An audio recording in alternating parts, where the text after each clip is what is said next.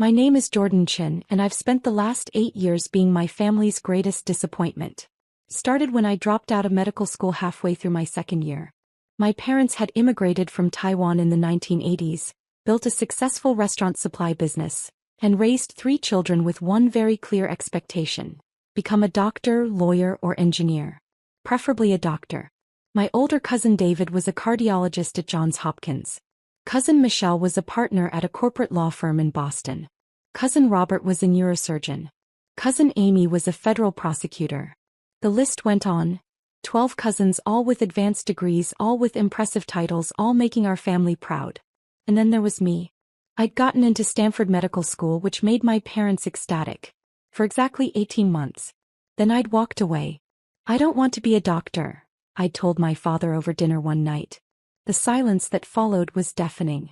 "What do you mean you don't want to be a doctor?" my mother finally asked, her voice barely above a whisper. "I mean, I hate it. I'm miserable. I can't spend the next 40 years doing something that makes me this unhappy." My father set down his chopsticks carefully. "Do you know how many people would kill for your opportunity? Do you know what we sacrificed to get you here?" "I know, Dad. But..." "No buts. You finish medical school. You become a doctor. Then you can be unhappy if you want." But I didn't finish. I withdrew the next day. My parents didn't speak to me for 6 months. When they finally did, it was to inform me that I was no longer welcome at family gatherings until I figured out my life. That was 8 years ago. In the years that followed, I became the cautionary tale at every family dinner. The example of wasted potential. The reminder of what happens when you don't follow the plan. "Did you hear Jordan is still doing that computer thing?" my aunt would say, her voice dripping with pity. "Such a shame," someone else would add. "All that intelligence wasted."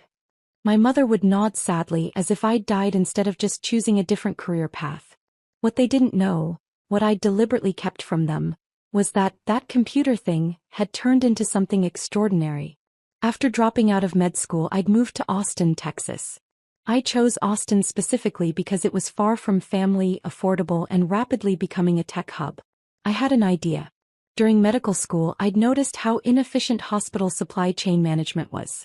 Hospitals were overpaying for basic supplies, dealing with constant shortages and drowning in paperwork. The system was broken. I spent 6 months building a software platform that used AI to optimize hospital supply ordering. It predicted needs based on patient flow, seasonal trends, and historical data. It automated ordering, negotiated bulk pricing, and reduced waste. I called it MedFlow. My first customer was a small community hospital in Texas that was drowning in supply costs. I gave them a 3-month free trial. After 3 months, they'd reduced supply costs by 34% and eliminated stockouts completely. They signed a 3-year contract. Then they told their network. Within 6 months, I had 12 hospitals using MedFlow. Within a year, I had 50. I hired 2 developers from UT Austin, a sales director who'd worked in medical software, and a customer success manager. We operated out of a small office in East Austin. Revenue hit $2.8 million in year 1. Year 2, we expanded to 180 hospitals. Revenue hit $12 million. Year 3, we raised our first round of venture capital, $15 million from a Silicon Valley firm that specialized in healthcare technology. Year 4, we had 400 hospitals across 12 states. Revenue hit $47 million. By year 5, MedFlow was processing over $2.3 billion in annual hospital supply orders. We'd expanded into surgery scheduling optimization, pharmacy inventory management, and staffing predictions. We had 850 employees across 4 offices. Our most recent valuation after our Series C funding round was $680 million. I own 62% of the company. Forbes had profiled me 8 months ago. The medical school dropout saving hospitals $1.2 billion annually. The article detailed my journey from Stanford dropout to CEO, complete with photos of our Austin headquarters and testimonials from hospital administrators. Business Insider followed up with how one founder is revolutionizing healthcare without being a doctor. They'd interviewed me extensively about my philosophy. You don't need to be inside the system to fix it. Sometimes being outside gives you clearer perspective. 3 weeks ago, I'd been invited to speak at the National Healthcare Conference in Chicago. My keynote address on supply chain innovation had been attended by 2,000 healthcare executives. 2 weeks ago, the mayor of Austin had called me personally. Jordan, we're hosting the annual Innovation Gala on Saturday, September 16th.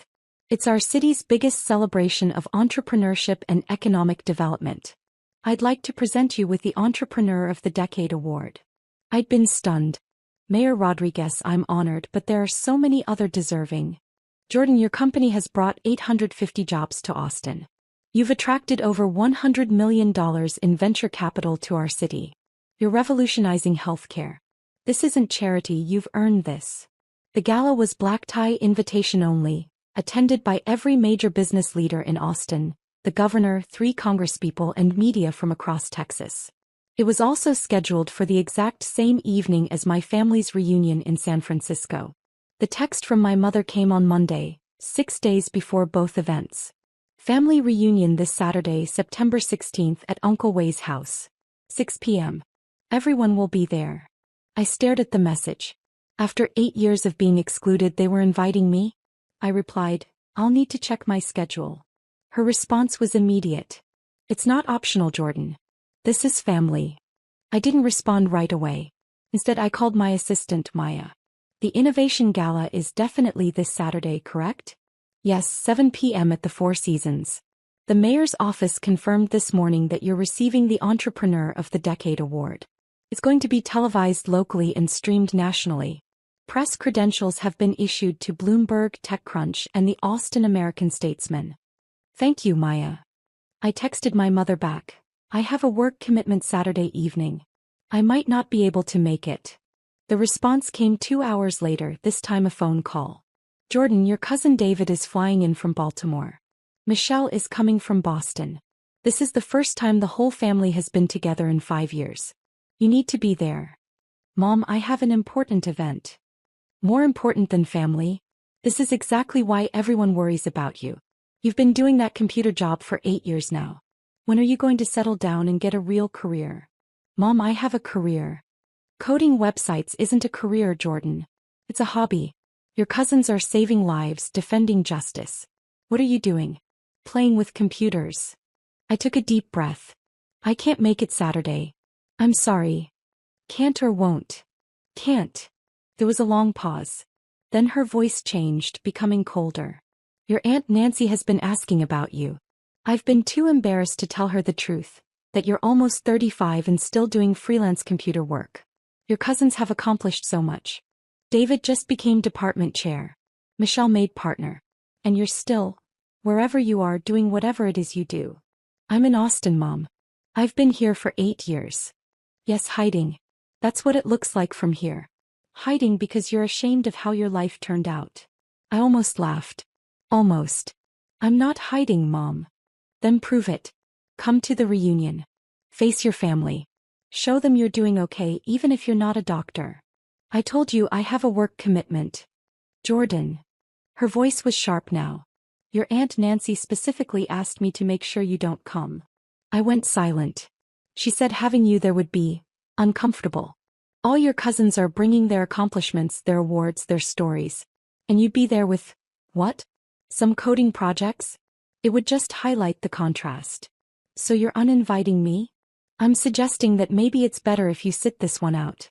Let the successful members of the family celebrate. You can come to the next one after you've figured things out. After I've figured things out, I repeated slowly. Yes. Maybe get a real job. Or go back to school. Something we can be proud of. I see. It's for the best, Jordan. Trust me. Why put yourself through the embarrassment of standing next to doctors and lawyers when you're just not at that level? I looked at my calendar. The Innovation Gala stared back at me. You're right, Mom, I said quietly.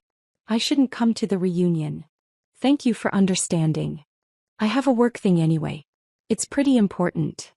That's fine, dear. Focus on your little computer projects. Maybe one day they'll turn into something real. After we hung up, I sat in my office for a long time looking out over downtown Austin. Our office occupied 2 floors of a high-rise on Congress Avenue. Through the window I could see the Texas State Capitol building. My phone buzzed.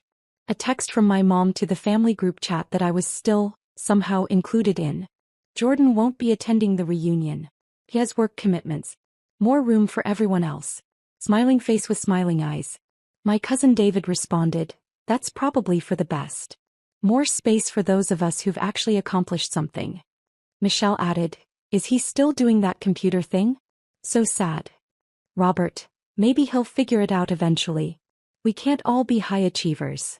I muted the group chat and called Maya. The speech for Saturday, I want to revise it. Revise how? I want to add a personal story. About family expectations, about choosing your own path, about success looking different than you planned. That sounds powerful. Send me your thoughts and I'll help you structure it. That evening I went for a run along Lady Bird Lake. The Austin skyline reflected in the water, beautiful and vibrant. The city had given me everything. The space to build, the community to support me, the freedom to fail and succeed on my own terms. My family had written me off 8 years ago. They'd decided I was a failure before I'd even begun. Saturday night they'd find out just how wrong they'd been. By Thursday my revised speech was ready. Maya had helped me structure it perfectly, starting with the personal story of leaving medical school, transitioning into the journey of building MedFlow, and ending with a message about defining success for yourself rather than living up to others' expectations. It's going to make people cry, Maya said after reading the final draft. Good, I said. The mayor's office called to confirm final details. The award presentation would happen at 8:15 p.m. right after dinner. I'd be introduced by Mayor Rodriguez herself. The presentation would be broadcast live on local news and streamed on the city's website.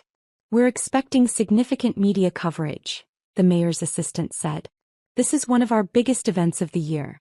The governor specifically moved his schedule to attend. I'm honored, I said. Friday afternoon I got my hair cut, picked up my custom tuxedo and did a final review of the speech. That evening I had dinner with my executive team, my CTO, CFO and COO. We'd been through everything together. The early struggling years, the sleepless nights fixing bugs, the nerve-wracking investor pitches, the explosive growth. Tomorrow's going to be big, my CTO Sarah said. You deserve this, Jordan. We all deserve this, I corrected. None of this happens without the team. True, but you're the one who had the guts to walk away from medical school when everyone told you you were crazy, my CFO Marcus added. You're the one who believed in this when it was just an idea. I smiled. Thanks, guys. That night I checked the family group chat. Photos were being shared from the reunion preparations. My aunt's house being decorated, tables being set up, my cousins arriving from across the country. My cousin David posted a photo of his newest award, Department Chair of Cardiology at Johns Hopkins. Grateful for this honor. Michelle posted a photo in front of her law firm. Making partner was a dream come true. Hard work pays off. My mother commented on each photo. So proud. Our family is so accomplished. Someone, I think it was my Aunt Nancy, posted, everyone's here except Jordan. But that's okay. We have enough high achievers for one room. Face with tears of joy. 13 people liked the comment. I turned off my phone and went to bed. Saturday evening I arrived at the Four Seasons at 6:30 p.m. The ballroom was spectacular, crystal chandeliers, round tables with elegant centerpieces, a stage with massive screens on either side. The guest list was a who's who of Austin business. Tech CEOs, venture capitalists, real estate developers, the governor, 3 congresspeople and Mayor Rodriguez herself. Maya met me at the entrance. You look sharp. Ready for this? Ready, I said. The cocktail hour was a whirlwind of conversations. I spoke with the governor about healthcare policy reform, with a venture capitalist about our next funding round, with a hospital CEO about expanding MedFlow to their 12-hospital system. At 7:15 we were called to dinner. I was seated at the head table with the mayor, the governor and several city council members. Jordan, Mayor Rodriguez said warmly, I've been looking forward to this all week. Your story is exactly what this city is about. Innovation, determination and impact. Thank you, Mayor. Austin has been incredible to me.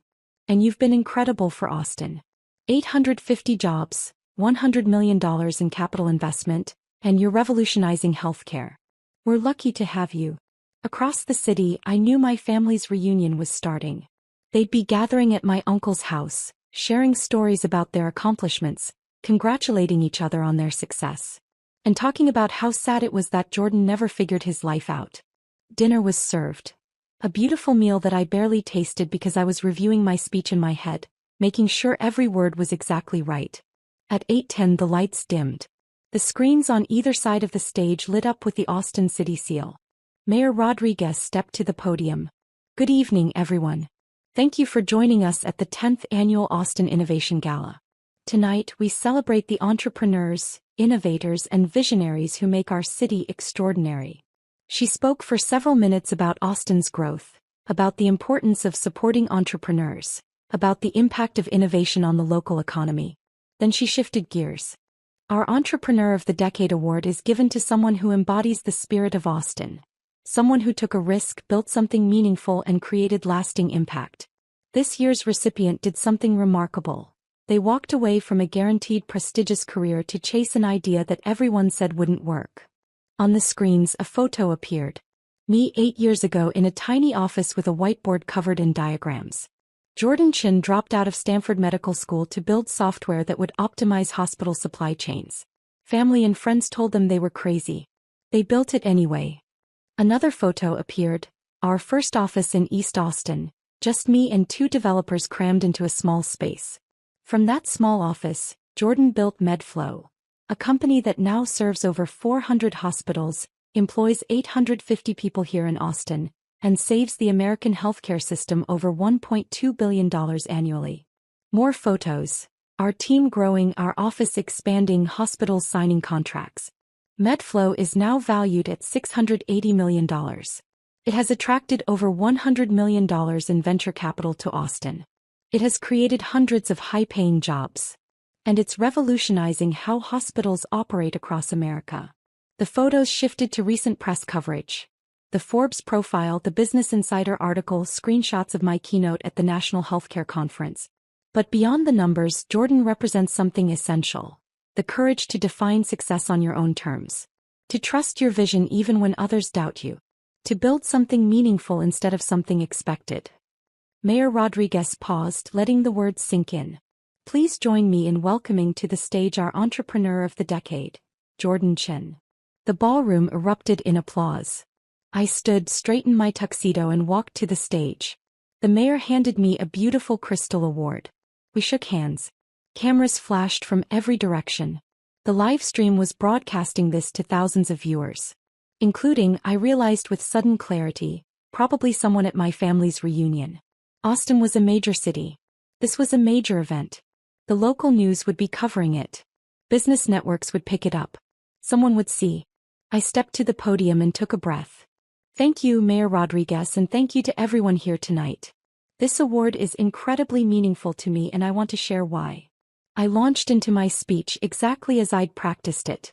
8 years ago, I made a decision that disappointed everyone who loved me. I dropped out of medical school. My parents didn't speak to me for 6 months. My extended family treated me like a cautionary tale. I was supposed to be a doctor, and instead I became, what? A dropout. A failure. A disappointment. I could see people leaning forward, completely focused. I moved to Austin because I needed space to figure out who I was outside of other people's expectations. I had an idea, a possibly crazy idea, about fixing hospital supply chains. I didn't have a business degree. I didn't have experience in healthcare administration. I just had a problem I wanted to solve. On the screens behind me, photos of MedFlow's early days played. The first year was brutal. I lived in a tiny apartment, ate ramen more days than not, and worked 16-hour days building software I wasn't sure anyone would want. My family thought I was wasting my life. My former classmates were becoming doctors. And I was coding in a small office, hoping I wasn't making a massive mistake. I paused, letting the vulnerability sit. But something happened. The software worked. Hospitals started using it. Lives improved. Not because I was in the operating room, but because I was in the server room. Patients got better care because their hospitals had better systems. Healthcare workers had less stress because the logistics ran smoother. Money was saved that could be spent on actual patient care. The audience was completely silent. I learned something important. There are many ways to make a difference. Being a doctor wasn't my way. Building technology that helps doctors. That was my way. And it took me dropping out of the path everyone expected to find the path I was meant for. I looked directly at the camera broadcasting the event.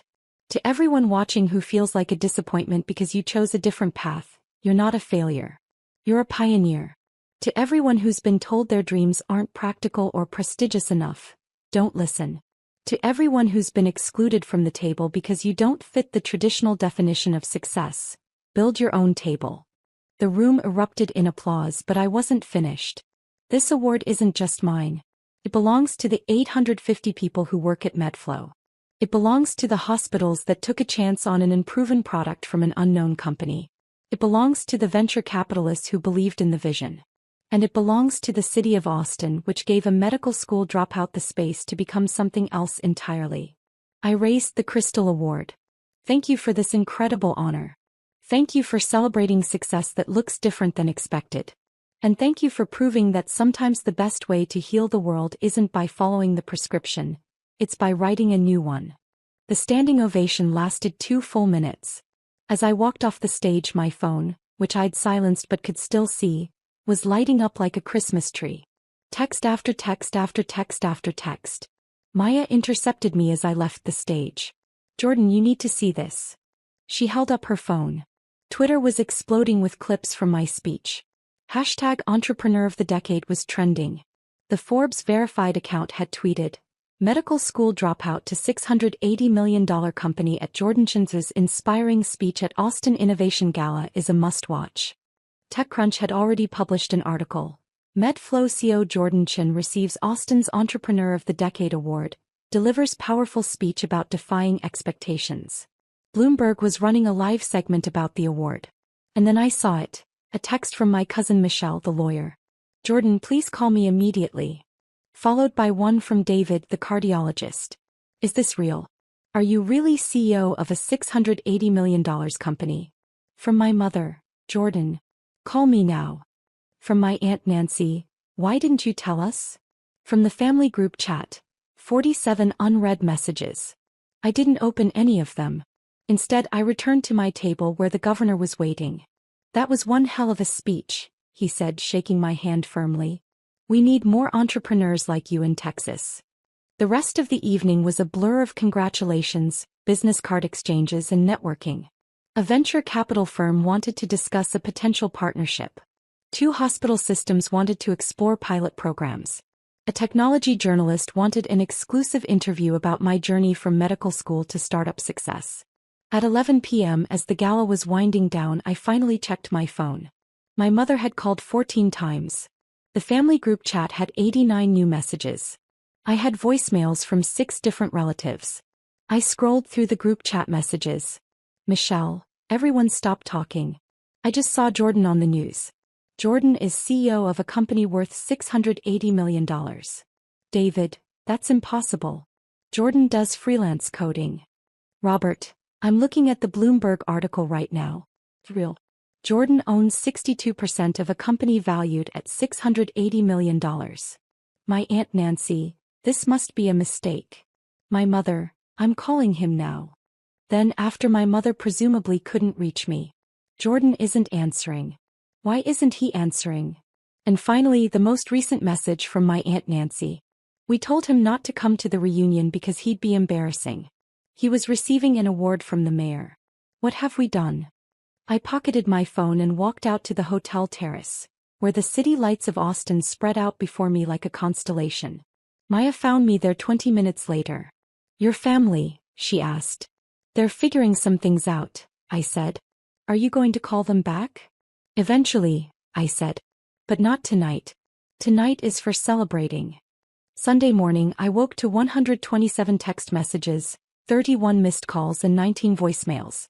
I ignored all of them and went for a run. When I returned, Maya had forwarded me the morning's media coverage. The award ceremony had been covered by every major business publication. My speech had been clipped and shared over 400,000 times across social media platforms. 3 different motivational Instagram accounts had turned quotes from my speech into graphics. The dropout who built a $680 million empire was trending on LinkedIn. At 10 a.m. my mother called again. This time I answered. "Jordan." Her voice was strained. "We need to talk." Hello, Mom. Why didn't you tell us? About your company? About your success? About any of this? I sat down on my couch, looking out over the Austin skyline. You never asked, I said simply. We asked about your work all the time. No, you made assumptions about my work. You called it that computer thing, and freelance coding, and told me to get a real job. You never once asked what I actually did. You could have told us anyway. Could I? Every time I mentioned my company, you dismissed it. Every time I talked about my work, you compared me to my cousins and found me lacking. You uninvited me from the reunion because I'd be embarrassing next to the doctors and lawyers. Silence. Jordan, we didn't know. Exactly. You didn't know because you didn't want to know. You'd already decided I was a failure. You'd already written the story where I was the disappointment. Actually, learning about my life would have complicated that narrative. That's not fair. Mom, you told me to get a real career. I have 850 employees. You told me I was wasting my potential. I'm saving hospitals over $1 billion a year. You told me I should be ashamed. The mayor just gave me Entrepreneur of the Decade. I could hear her crying softly on the other end. Your Aunt Nancy feels terrible, she said finally. Everyone does. We watched the ceremony at the reunion. Someone had the local news on and suddenly you were on the screen and everyone just stopped. We watched your whole speech. Jordan, it was beautiful. Thank you. We want to make this right. Can you come to dinner? We can celebrate properly. Everyone wants to congratulate you. Everyone wants to be associated with my success now, I corrected gently. Where was that energy 8 years ago? You were dropping out of medical school. I was choosing a different path. You could have supported that. You could have been curious instead of judgmental. You could have asked about my dreams instead of insisting on yours. More silence. What do you want from us? She finally asked. I don't want anything from you, Mom. That's what I've been trying to tell you. I built this without your support, without your approval, without your presence. I'm not angry, I'm just done needing you to validate me. Jordan. I need to go, Mom. I have a board meeting tomorrow morning. Will you at least think about dinner? Please. I'll think about it. I hung up. Over the next few days, the messages continued. My cousins, the doctors and lawyers who'd mocked me in the group chat, were suddenly very interested in reconnecting. David wanted to discuss MedFlow's healthcare applications and potentially collaborate. Michelle wanted to connect me with her firm's corporate clients who might need my software. Robert wanted to invest in MedFlow. Amy, the federal prosecutor, wanted to introduce me to her husband who was in finance. Each message followed the same pattern. Brief apology for misunderstanding my career, followed by lengthy explanation of how they could now help me now that I was successful. I responded to none of them. What I did respond to were the hundreds of messages from strangers. People who'd seen my speech and been inspired. College students who were afraid to disappoint their parents. Mid-career professionals considering major changes. Other entrepreneurs who'd been dismissed by their families. I spent hours responding to those messages, offering encouragement, sharing advice, connecting people with resources. Because that was the point of the speech. Not to shame my family, but to encourage everyone else who'd been made to feel small for dreaming differently. 6 weeks later, I was back in my office when Maya knocked on my door. You have a visitor, she said. Your mother. I looked up, surprised. She's here? In Austin. Downstairs in the lobby. She said she'd wait as long as necessary. I thought about it for a moment, then nodded. Send her up. My mother appeared 5 minutes later, looking smaller than I remembered. Older. She carried a large envelope. Thank you for seeing me, she said quietly. Would you like to sit? I gestured to the chairs in front of my desk. She sat, looking around my office. The framed Forbes cover, the Business Insider article, the awards on the shelf, the view of downtown Austin through the floor-to-ceiling windows. This is impressive, she said. Thank you. Jordan, I owe you an apology. A real one, not the kind I can send in a text. She took a breath. I was wrong. About everything. I was so focused on the path I wanted for you that I couldn't see the path you were actually on. I made you feel like a failure when you were building something extraordinary. I nodded, waiting. I brought you something. She opened the envelope and pulled out a newspaper clipping. It was yellowed with age. An article from a Taiwanese newspaper from 1983. This is about your father and me when we first came to America. We had nothing. I had a degree in chemical engineering from Taiwan. Your father had a degree in physics. But when we got here, no one would hire us. We were too foreign, too risky. So we started the restaurant supply business from nothing. She looked up at me, her eyes wet.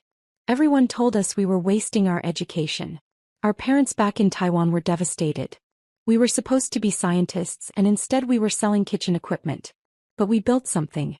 We created something from nothing. And then somewhere along the way I forgot what that felt like. I forgot what it means to choose your own path. She handed me the clipping. I turned into the person who would have told us we were failures. I became the voice of expectation instead of the voice of support. I'm sorry, Jordan. I'm so deeply sorry. I took the clipping, studying my parents' young faces in the photo. Thank you for this, I said quietly. And thank you for the apology. I don't expect you to forgive me right away. Or maybe ever. But I want you to know I'm proud of you. Not because you're successful, though you are, but because you had the courage to disappoint me. That took more strength than I gave you credit for. We sat in silence for a moment. Would you like a tour of the office? Asked finally. Her face lit up. I would love that. I showed her everything. The development floor where engineers built the software, the customer success department where teams helped hospitals, the conference room where we'd closed our Series C funding, the wall of thank you letters from hospital administrators whose operations had been transformed. We got one last week from a rural hospital in Montana, I told her. They wrote that our software helped them stay open during a critical shortage. They served 20,000 people in an area with no other hospital within 60 miles. Without MedFlow, they would have closed. My mother read the letter, tears streaming down her face. You're saving lives, she whispered. Just not the way I expected. Different path, same destination, I said. Before she left, she hugged me tightly. Will you come to Thanksgiving? She asked. Not as a show of success, not to prove anything. Just as my son. I'll think about it, I said honestly. That's all I can ask. After she left, I stood by my office window for a long time. My phone buzzed. A text from Sarah, my CTO. The hospital system in California just signed. All 12 locations. $8.7 million contract. I smiled and typed back, excellent work. Tell the team I'm buying lunch tomorrow. That evening I went to my favorite taco place in East Austin. The same place I'd eaten at least twice a week during those early, struggling years. The owner, Maria, greeted me with a huge smile. I saw you on TV, she said. The mayor's award. Jordan, I'm so proud. Thanks, Maria. You remember when you used to come in here and work on your laptop for hours? I used to worry you weren't eating enough. I laughed. I remember. You used to give me extra chips. Because you were too skinny. And now look at you, entrepreneur of the decade. I ordered my usual and sat at my usual table, the same one I'd sat at hundreds of times when I was building MedFlow from nothing. My phone buzzed. An email from Forbes. We'd like to interview you for our cover story on healthcare innovation. Another email from the governor's office. Would you consider serving on the state's Healthcare Innovation Council? Another from a venture capital firm. We'd like to discuss investing in MedFlow's Series D round. I set my phone down and looked around the small taco restaurant. This place had been here for me when nothing else was. When my family had written me off, when the future was uncertain, when success was just a maybe. Success hadn't changed me. It had revealed me. I wasn't a disappointment who got lucky. I was an entrepreneur who'd been underestimated. I wasn't a dropout who settled. I was a visionary who chose a different path. And I wasn't embarrassing. I never had been. My family had finally figured that out. But I'd known it all along. My tacos arrived and I ate slowly, savoring every bite, looking out at the Austin sunset painting the sky in brilliant colors. I'd come to this city 8 years ago as a medical school dropout with an idea and a dream. I was leaving here. Well, I wasn't leaving. I was staying. This was home. And home, I'd learned, isn't where people accept you. Home is where you accept yourself.